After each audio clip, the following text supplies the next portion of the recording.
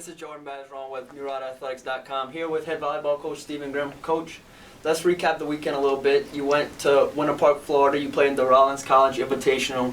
You had 2 games on Friday, 2 games on Saturday. Your first game on Friday was against Texas A&M Kingsville, and you had a great first set. Haley McMee had 9 kills in the first set. Can you talk about her performance in the first set of that match? Well, the first set, she just came out hammering. I thought she did a really good job of going against their weakness.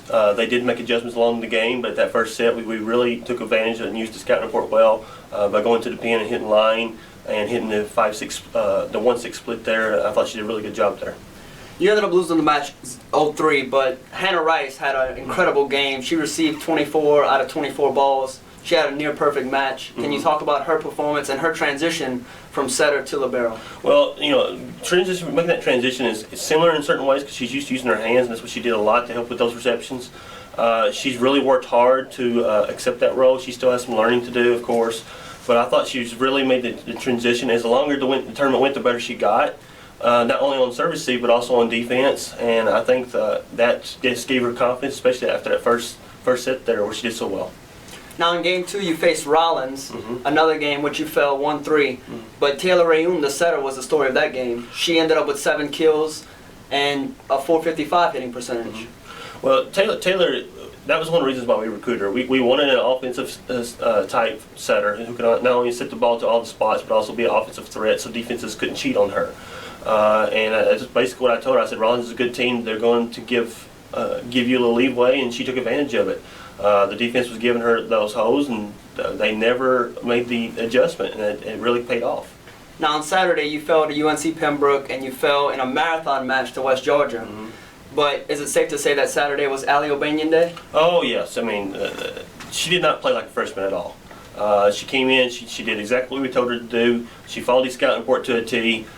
She had numerous amount of blocks that day, and it was one of those times where when we set her the ball, we just knew she was going to do something good with the ball. Whether she got a kill or not, she was going to do something good with it. She was going to hit. She did not tip very much at all. She was pounding.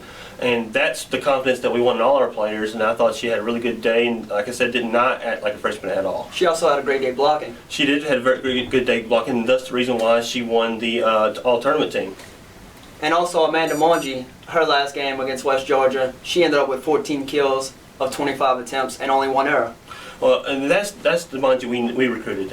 When she was at Porterville Community College, she played outside, and that was the dominance that we saw. We had to play her in middle last year, and that took it away, but even then she had a high percentage.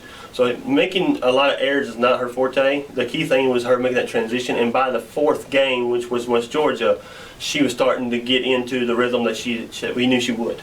Now recapping the weekend, you have a lot of moving pieces on this team. You have a new setter.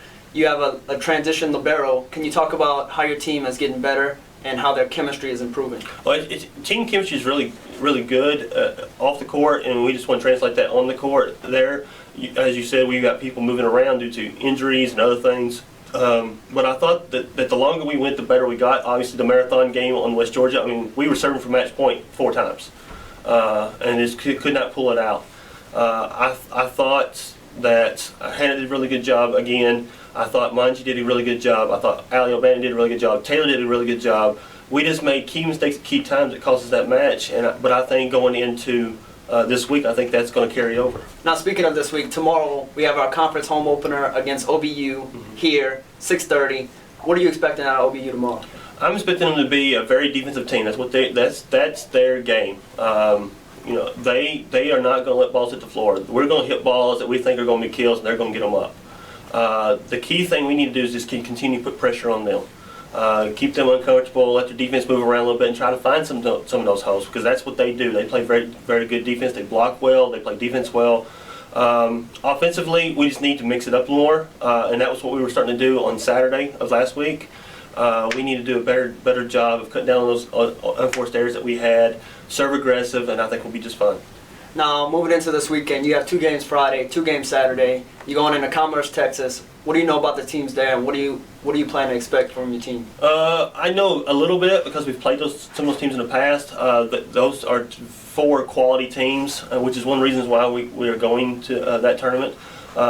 This past weekend and as well as this weekend are two of our hardest weekends on our schedule. This is one of the hardest schedules I've had since I've been at SAU to challenge us to get ready for the GAC.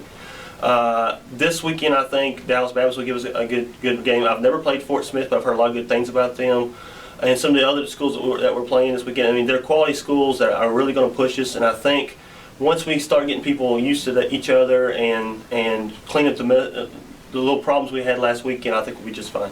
Now remember, the Blue Out is tomorrow here at W.T. Watson Center at 6:30, and the SAU volleyball team goes on the road this weekend. 2 games Friday, 2 games Saturday. Hope you stick with us and hope to see you tomorrow. Thanks, Coach.